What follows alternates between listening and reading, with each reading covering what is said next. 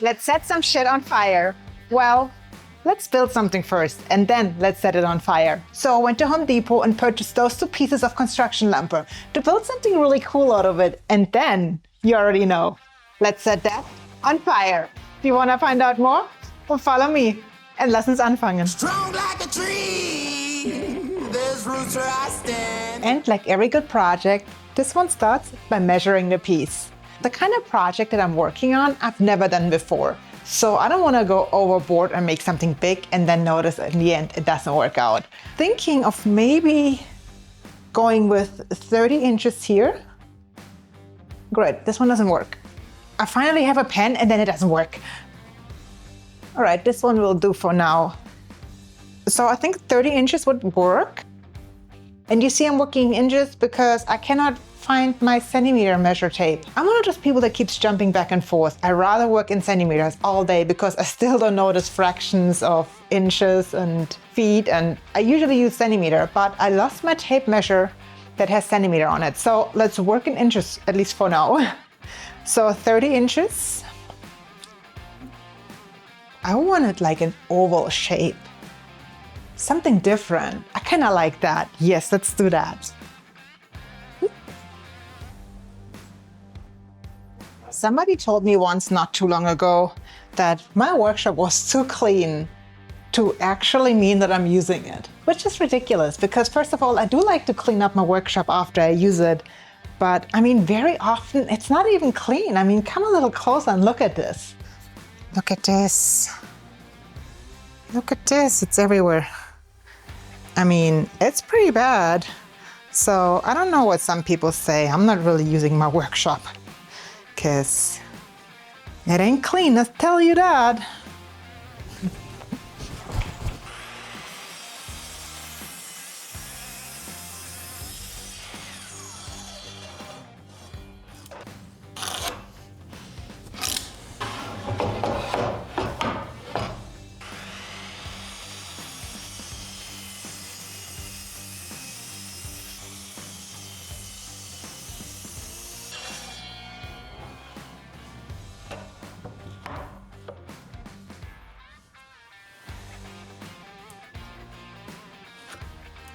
And this why I can't have nice things, because I just break everything. The next step is to work on the glue up of those pieces, and therefore, obviously, I don't like those gaps in between, those rounded over edges. So I'm gonna cut them square and then I'm gonna glue them up.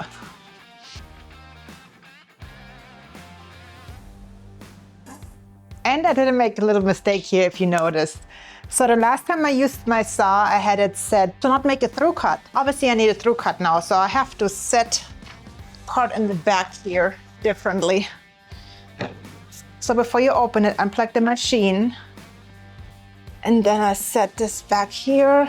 If you have a DeWalt, it's easy to set. It kind of gives you a guideline here. I'm not sure if you can see that. Here it says non-through cut. This is where I had it set. And I set it now. It's so dusty at the through cut line. And now let's plug it back in.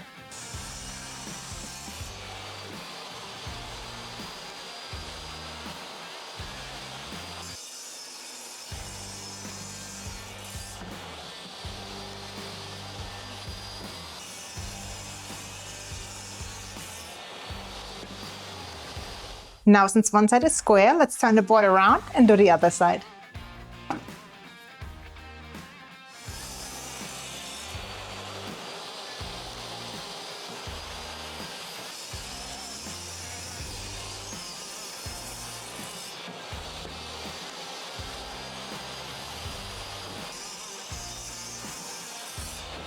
Next is the glue up. Now this is going to be a table build, and usually for table builds, for added stability, I would add either pocket holes on the bottom or biscuit joints. However, this is going to be a different table and it will be covered in resin, so I don't think that's necessary. Just wood glue will do.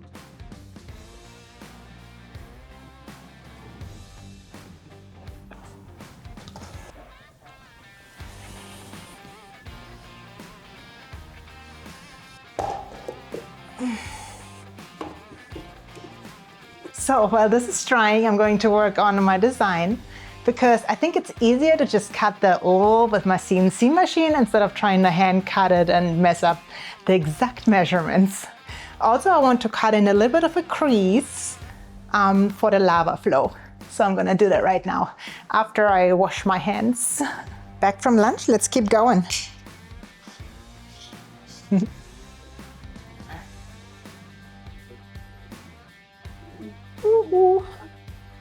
All right, that's dry enough for the CNC machine. So that's the front view, side view. All right, let's do this, resume. 3-hour cut. I did make the cut lines pretty deep, so I don't think I can speed it up, but let's see.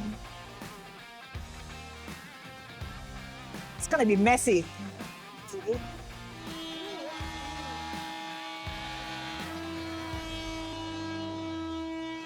Wow, that became a mess real quick, but the Shapeoko had no issues getting through the lumber. It's so powerful. And just like that, it finished the job.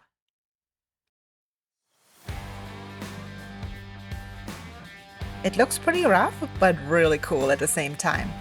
It looks exactly how I envisioned it. Now it just needs a quick sand, so let's have some fun with it. And then let's round over the edges.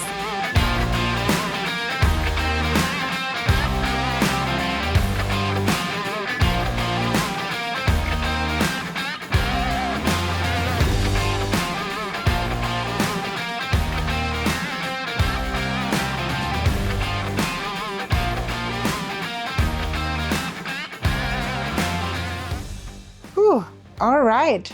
Yeah, it's pretty messy in here. So in order to set this on fire, I'm going to take this outside because this needs to burn, but not my workshop. So let's play it safe.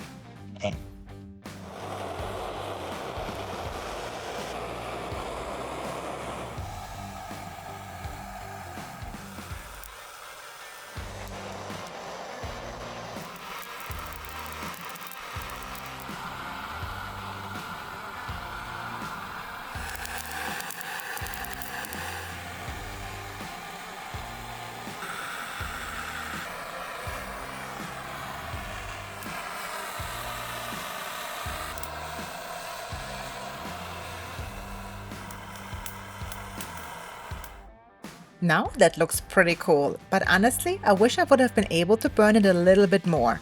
I wish I would have had a little bit more texture than it has right now, but this will do for my first try. I did have a little glue gap on the bottom, so I used tuck tape to make sure that none of the resin leaks through. I also used the tuck tape for the edge to build the form.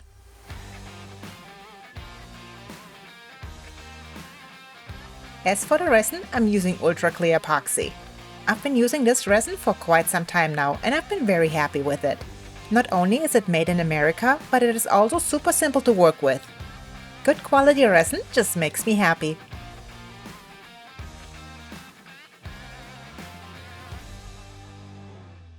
As a first step, I put on one clear coat to seal in the wood. I used the brush to spread all of the resin all over the board.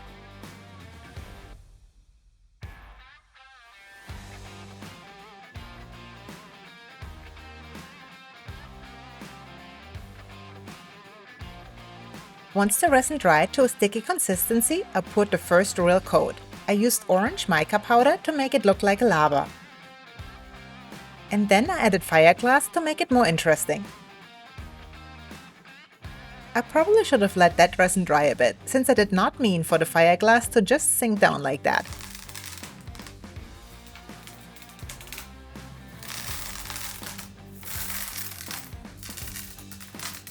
And then I noticed the worst thing just happened. I forgot to add the light chain. And now I have to figure out a way to add it in later. I did use a drill to drill a hole into the wood to pull through the light chain. And then I tried to stick the LED chain down into the resin and then I buried it with more fiberglass. The initial plan was to add the LED lights into the resin as I poured and then let that resin dry and then add the fiberglass on top of it. But as I started working, I totally forgot the plan and I totally messed it up, but I think I might have saved that. Either way you go about it, make sure the fiberglass does not stick out on top, otherwise you won't have a smooth surface once the resin is poured. The resin I use can be poured up to 1 inch thickness, so I poured a few coats and let them dry in between before it gets too hot, before finishing off with the last top coat. The last coat is always the most satisfying one. While the manufacturer said the resin does not have to be debubbled, I do like to debubble mine, and then I let it dry overnight. And now we are fertig! Wow, what an amazing project! This is my first time building an LED lava table, and it looks amazing. I do wish the wood underneath it would have a little bit more texture to make it look more interesting than it already looks, but either way, I love it. What do you think about it? Please leave me a comment, like and subscribe to my channel. If you can, please join my Patreon. That helps me create more YouTube videos. Thank you so much for your support and for watching. Tschüss und auf Wiedersehen.